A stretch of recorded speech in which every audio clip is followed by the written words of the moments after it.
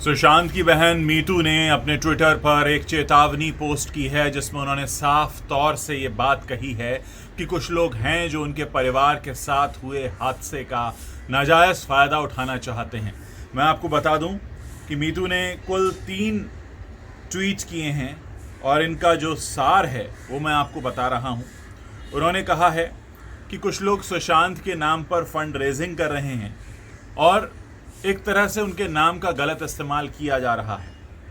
उन्होंने साफ तौर से कहा कि उनके परिवार ने सुशांत से जुड़ी किसी भी फिल्म, मूवी, किताब और व्यापार के लिए इसकी अनुमति नहीं दी है। मैं अपने प्लेटफॉर्म पर आपको कई बार बताता रहा हूं कि बहुत से ऐसे प्रोडक्ट्स हैं, ऐसे ब्रांड्स हैं जो अभी भी सुशांत के फोटोग्राफ का इस्तेमाल कर रहे हैं।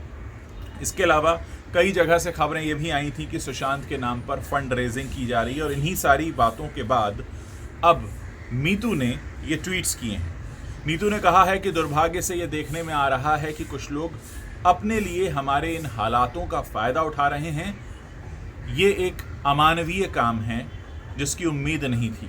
ऐसे सभी लोगों को चाहिए कि वो अपने गिरेबां में झांक कर देखें।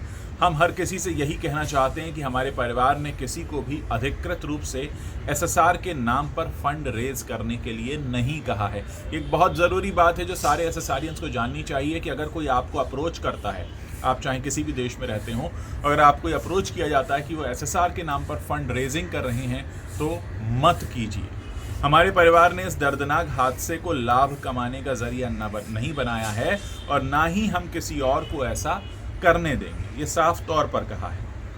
अब देखना यह है कि मीतू की इस चेतावनी के बाद इस तरह के मामलों पर रोक लगती है या नहीं। बहरहाल एक सजग नागरिक के तौर पर आपकी ये ड्यूटी बनती है कि अगर कोई इस तरह का काम आप अपने आसपास होता हुआ देखते हैं तो उस पर तुरंत रोक लगाने की मांग करें। अगर आपको फिर कोई किताब या कोई वेब सीरीज़ या कोई फिल्म का जिक्र आता है जो सुशांत की लाइफ पर बन रही है तो उसके बारे में सोशल मीडिया पर ज़रूर पोस्ट कीजिए ताकि उनके परिवार को ये पता चल सके कि कौन व्यक्ति ऐसा कर रहा है। और इस मुश्किल घड़ी में हम उनके साथ खड़े हैं, ये हमें भरोसा दिलाना होगा।